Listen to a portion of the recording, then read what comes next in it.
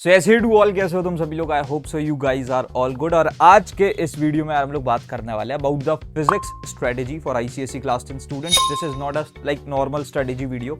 मैं जो ना यार यहाँ पर से ये वाली वीडियोस को इसलिए शूट कर रहा हूँ बिकॉज मैं जो ना तुमको जेन्युइन इनसाइट्स देना चाहता हूँ कि मतलब तुम जो ना अगर एक पर्टिकुलर ऑर्डर को जो ना फॉलो करते हो अपनी पढ़ाई में, तो तुम एक्चुअली जो है उस एक पर्टिकुलर सब्जेक्ट में या फिर जो भी मैं चीज़ तुमको बता रहा हूँ उसमें जो है एक्चुअली काफ़ी अपने रिजल्ट्स को इंप्रूव कर सकते हो।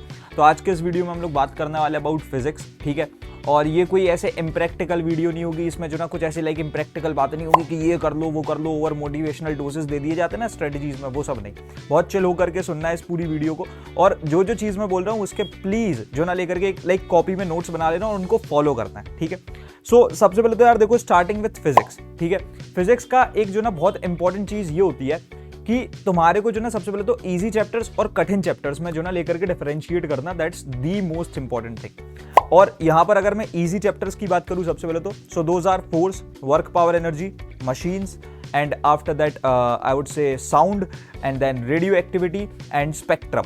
सो these are the 6 chapters which are considered as easy chapters, क्योंकि इसके अंदर जो ना ज़्यादा न्यूमेरिकल वाले क्वेश्चंस भी अगर आते हैं तो लाइक सरल ही आते हैं, और उसके साथ साथ जो ना थ्योरी इसकी जो है इतनी कठिन नहीं है, कॉन्सेप्ट्स उतने कठिन नहीं है समझना। अब बात करते हैं हम लोग लाइक तुम्हारे जो ना कठिन चैप्टर्स की। तो कठिन चैप्टर्स की अगर मैं बात करूं, so those are basically first of all refraction, then lenses, then in the section of like electricity, that is current electricity, magnetism, और उसके बाद में कैलोरीमेट्री, क्योंकि टोटली न्यूमेरिकल बेस्ड चैप्टर है, ठीक है। तो ये तुमने बात समझ ली है सबसे पहले तो कि कौन से चैप्टर सरल हैं, कौन से चैप्टर कठिन हैं, कौन से चैप्टर जो लाइक जिनमें तुमको ज़्यादा अपने दिमाग को लाइक इन्वेस्ट करना है एक तरीके से। तो उसके लिए आई वुड सजेस्ट यू कि देखो, जो सरल चैप्टर्स होते हैं ना, एक चीज़ तो क्लियर है कि वो तुम इजीली समझ लोगे। और वेटेज की अगर हम लोग बात करें तो ऑलमोस्ट सारे के सारे चैप्टर्स का जो ना दैट इज इक्वल अप्रोक्सीमेटली। तो आई वुड सजेस्ट यू कि तुम जो ना लेकर के जो इजी चैप्टर्स है उनको थोड़ा सा अपनी प्रायोरिटी बनाओ। हार्ड चैप्टर्स को आई एम नॉट सेइंग कि उनको जो ना लेकर के एकदम ऐसे साइडलाइन कर दो या डिस्क्रिमिनेट कर दो। The thing is just that कि इजी चैप्टर्स में क्योंकि तुम अपने मार्क्स को इजीली फेच आउट कर सकते हो, तो उन पे जो है ना थोड़ा सा ज्यादा हम ध्यान देंगे, और कठिन चैप्टर्स जो है उनको समझने में ज्यादा ध्यान देंगे, सो दैट हम जो ना पूरा अपना एक जो स्कोर है ना 100 और 100 का वो मेंटेन कर पाए। फिजिक्स है ना, इट्स अ सब्जेक्ट जहां पर तुम्हारे को जो ना लेकर के सबसे इंपॉर्टेंट चीज होती है लेक्चर्स, ठीक है। जो तुम लेक्चर्स को फॉलो कर रहे होते हो ना, वो सबसे इंपॉर्टेंट रोल प्ले करते हैं, क्योंकि देखो तुम्हारे को यहाँ पर कॉन्सेप्ट्स को समझना है, right. You have to understand the concepts, और कॉन्सेप्ट्स तुम कैसे समझोगे जब तुम लेक्चर देखोगे, ठीक है। तो जो कॉन्सेप्ट तुमको समझने हैं, पहली बात तो समझ लो, जैसे कि let's suppose if we are talking about a chapter like refraction, ठीक है। तो रिफ्रैक्शन में क्या है ना, जैसे कि तुम्हारे को मल्टीपल रियल लाइफ एग्जांपल्स की रिक्वायरमेंट होगी। तो ऐसे रियल लाइफ एग्जांपल्स हो गए, इनको जो ना समझते हुए तुमको सबसे पहली इंपॉर्टेंट चीज होती है फिजिक्स पढ़ते टाइम उसके कॉन्सेप्ट्स को समझना, because you guys are not in your class 8th और 7th और 6th, जहां पर जो ना तुम फिजिक्स को इस तरीके से पढ़ रहे हो कि बस याद कर लिया भाई। देखो, तुम्हारे को अगर सवालों को सॉल्व करना है ना, मतलब कोई भी क्वेश्चन सॉल्व करना है अपने बोर्ड्स में फिजिक्स का, तो तुम्हारे को उसका कॉन्सेप्ट जो ना पता होना चाहिए, क्योंकि आईसीएसई ने कॉम्पिटेंसी बढ़ा दी। अब तुम्हारे को असर्शन रीजनिंग जो ना करनी पड़ेगी। तो दैट्स व्हाई कॉन्सेप्ट्स को समझना, दैट्स आवर फर्स्ट प्रायोरिटी। हर एक बच्चे को सबसे पहले तो कॉन्सेप्ट्स को बहुत अच्छे तरीके से समझना है, ठीक है। कॉन्सेप्ट जो है तुम लोग बहुत बढ़िया तरीके से समझ रहे हो। उसके बाद में अगर हम आगे बढ़े, सो द थिंग इज कि तुम्हारे को जो ना लेकर के फिजिक्स, क्योंकि इट्स अ सब्जेक्ट जहां पर बहुत सारी चीजें हैं, you are having 11 chapters in your syllabus, और ये जो ना सारे ही ऑलमोस्ट लेंथी चैप्टर्स हैं। अब इसमें मल्टीपल कॉन्सेप्ट्स है, तो तुम्हारे को एक स्ट्रक्चर प्रिपेयर करना पड़ेगा। अब मैं यहाँ पर जो ना सबसे पहले तो तुमको एक स्ट्रक्चर दिखाता हूँ। You guys can just see a structure over here, ठीक है। और तुम लोग जो ना लेकर के एक स्ट्रक्चर जो यहाँ पर देख पा रहे होगे, this is a structure of physics classes जो मैं तुम्हारे लिए लेने वाला हूँ, ठीक है। उसके साथ साथ तुम यहाँ पर से अब हमारे जो ना लेकर के पूरी पीसीबी यानी साइंस का स्ट्रक्चर देख पा रहे होगे, जिसमें मैं अगेन तुम्हारी क्लासेस लेने वाला हूँ। मैं यहाँ पर से बात कर रहा हूँ about the classes of champions batch. एक चैंपियंस बैच है हमारा, जिसको हमने अभी जस्ट लॉन्च किया for the ICSE class 10 students. यहाँ पर जो है हम लोग बच्चों को 1-on-1 लेवल पर ट्रेन कर रहे होते हैं। बाय 1-on-1 आई मीन कि classes are just not live, but तुम माइक खोल करके डाउट पूछ सकते हो, so that's why they are interactive. And over to that, यहाँ पर जो ना तुमको नोट्स, डीपीपीज, ई बुक्स, हर एक चीज हम प्रोवाइड कर रहे होते हैं। एंड उसके साथ साथ we provide you with the mentorship sessions from the national toppers of India. And over to that we also provide you with the test series. यहाँ पर जो ना सिर्फ यही पीसीबी के सब्जेक्ट्स कवर नहीं हो रहे होंगे, we are covering each and every subject, और साथ साथ हम लोग 2 बार सिलेबस को कंप्लीट करा रहे हैं। उसके साथ साथ तुम एक और चीज नोटिस करोगे कि यहाँ पर जो ना basically master teachers of clarify knowledge भी पढ़ा रहे हैं, मैं भी पढ़ा रहा हूँ, तो तुम्हारे को डबल हेल्प मिलेगी। मेंटोर्स तुमको गाइड करने के लिए रहेंगे। एंड उसके साथ साथ syllabus starting from the 8th of सितंबर और तुम्हारी जो क्लासेस हैं बेसिकली वो 19th ऑफ अक्टूबर तक जो ना खत्म हो जाएंगी, जहां पर तुम अपने पूरे सिलेबस को डन कर सकते हो, हर एक सब्जेक्ट के सिलेबस को डन कर सकते हो। ठीक है, so we are having very limited seats, हमने जस्ट 150 सीट्स को लॉन्च किया है। The pricing is actually 8,999 rupees, but if you just fill the form right there in the description box, तो तुमको जो सीट है वो मात्र 5,999 रुपीज में भी देखने को मिल जाएगी।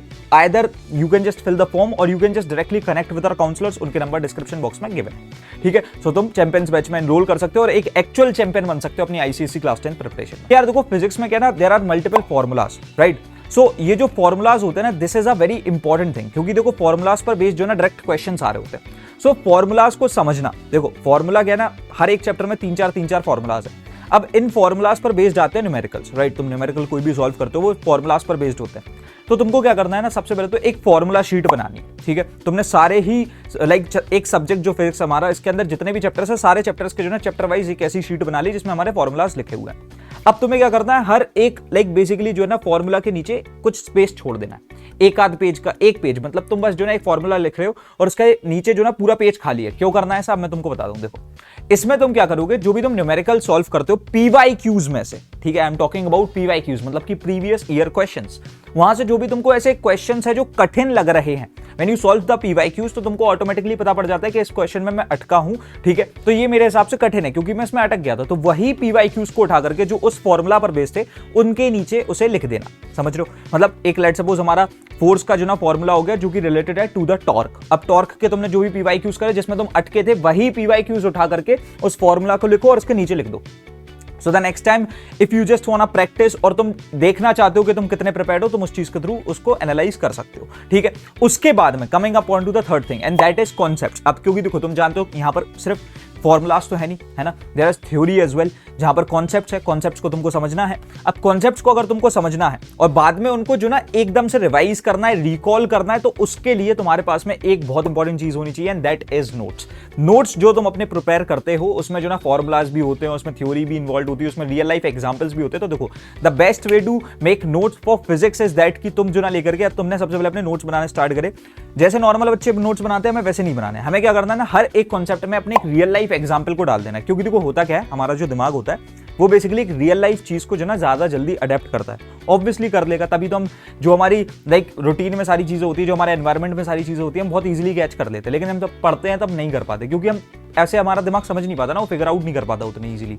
सो दैट्स व्हाई हमको क्या करना है, हर एक कॉन्सेप्ट के नीचे एक रियल लाइफ एग्जांपल डाल देना। And physics is just all about life, right. और यहाँ पर जो ना तुमको एक रियल लाइफ एग्जांपल मिल जाएगा जो कि टीचर ही, जैसे मैं पढ़ा रहा हूँ तो मैं बताऊंगा, तो वो चीज को जो ना तुम वहां पर से मेंशन कर सकते हो। ये तुम्हारे नोट्स के लिए सबसे इंपॉर्टेंट चीज होगी। सेकंड इज दैट कि जो मैंने ये तुमसे बोला था ना कि एक फॉर्मूला शीट बनाओ, उसमें वो पीवाईक्यूज डालो, वो भी अपने नोट्स में अटैच करो, because that is also very important. Formulas को लिखते चलो, ठीक है। And just try to do one thing कि मतलब तुम जो ना फिजिक्स के लिए क्या कर सकते हो बेसिकली, क्योंकि इट्स अ सब्जेक्ट जो कि अगर तुमने एक बार कॉन्सेप्ट को समझ लिया, बहुत अच्छे तरीके से समझ लिया, रियल लाइफ एग्जांपल के थ्रू समझ लिया, तो तुम बहुत समय तक नहीं भूलने वाले, ठीक है। केमिस्ट्री और बायोलॉजी को आप कंपैरेटिवली जो ना ज्यादा जल्दी भूलोगे।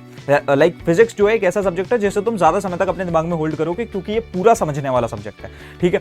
तो यहां पर से तुम क्या कर सकते हो ना, अपने नोट्स के अंदर बेसिकली जो है कुछ इंपॉर्टेंट पॉइंट्स जो है जो तुम भूल सकते हो, उनको प्लीज ऐसे लिख दो। लास्ट में जो ना एक कॉलम बना लेना इंपॉर्टेंट पॉइंट्स करके, और यहां पर जो ना जो भी थ्योरेटिकल ऐसे आंसर्स हैं जो कि तुमने पीवाईक्यूज को करते हुए एनालाइज किया, वो भी लिख दो, so that the next time you revise, तुम एक बार में जो ना 1-2 मिनट के अंदर एक चैप्टर को रिवाइज कर दोगे, ठीक है। और इस तरीके से अगर तुम पढ़ते हो तो तुम एक्चुअली फिजिक्स में जो ना लेकर के 100 on 100 बहुत इजीली स्कोर कर सकते हो। मैं फिर से बता दूं, एक बस लास्ट जो ना लेकर के मैं सबसे इंपॉर्टेंट चीज बता रहा हूं, physics it's not a subject जहां पर तुम थोड़ा सा भी रटने की कोशिश करोगे, रटा नहीं जाता है, यहाँ पर सबको समझा जाता है। तो अच्छे तरीके से समझो और ऐसे ही लगे रहो अपनी आईसीएसई क्लास 10 की प्रिपरेशन में, मेहनत करते रहो। वी आर कमिंग विद बहुत सारी वीडियोस, हम ऐसे ही सब्जेक्ट वाइज स्ट्रेटेजीज को भी ड्रॉप कर रहे हैं। So you can just subscribe to clarify knowledge. And अभी तब तक के लिए जो नाम रखते हैं इस वाले वीडियो में इतना ही, एंड मिलते तुम्हारे अपकमिंग वीडियोस में। तब तक के लिए thanks for watching, happy learning, bye bye, love you all, हसलाड, सी के ओपी।